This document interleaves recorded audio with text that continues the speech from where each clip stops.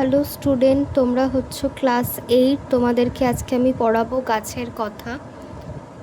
জগদীশচন্দ্র বসু।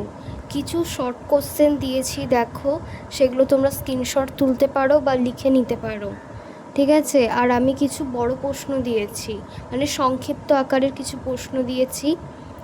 দেখো স্ক্রিনে সংক্ষিপ্ত আকারে কিছু প্রশ্ন দিয়েছি 10টা মতন। এগুলো তোমরা লিখে নিতে পারো বা স্ক্রিনশট তুলে নিতে পারো বা পরে তোমরা এখান থেকে পড়েও নিতে পারো, ঠিক আছে? আর আমি বলছি না, ঠিক আছে?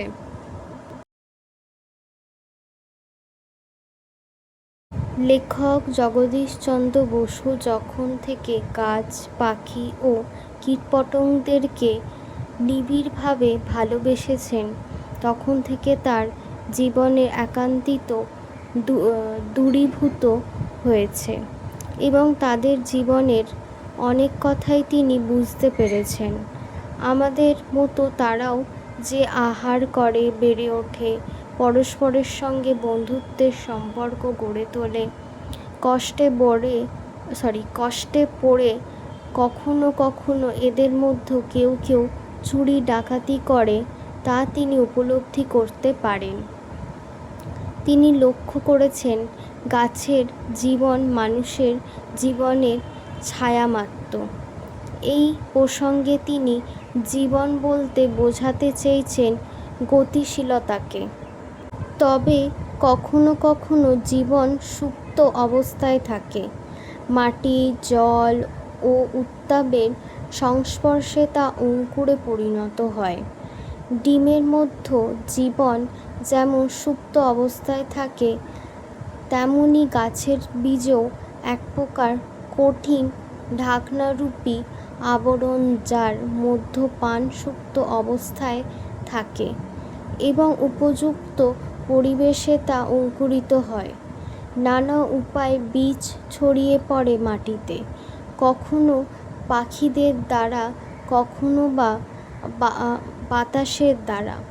প্রত্যেকটির বীজ থেকেই যে গাছ জন্মায় তা বলা যায় না। মূলত অঙ্কুর বের হতে গেলে জল, মাটি ও উত্তাপের প্রয়োজন। এক এক বীজ এক এক সময় পাকে এবং মাটিতে ঝরে পড়ে। মাটিও যেন তাদের কোলে তুলে নেয় এবং মায়ের মতোই পরম আদরে বাইরের ঝড়ঝঙ্কা থেকে মায়ের মতোই রক্ষা করে, লালন পালন করে।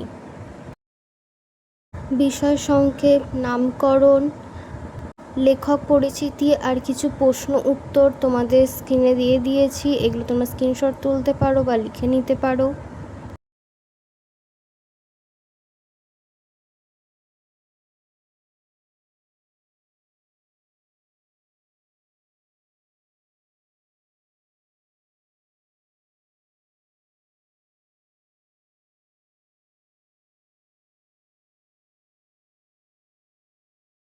তোমাদের আমাদের ক্লাস কেমন লাগছে অবশ্যই কমেন্ট করবে। যদি ভিডিওটা প্রথম দেখে থাকো তাহলে লাইক করবে, চ্যানেলটাকে সাবস্ক্রাইব করবে। আর এরকম যদি আরও ভিডিও দেখতে চাও তাহলে কমেন্টে বলবে তোমরা কি বিষয়, লেখাপড়ার বিষয় দেখতে চাও।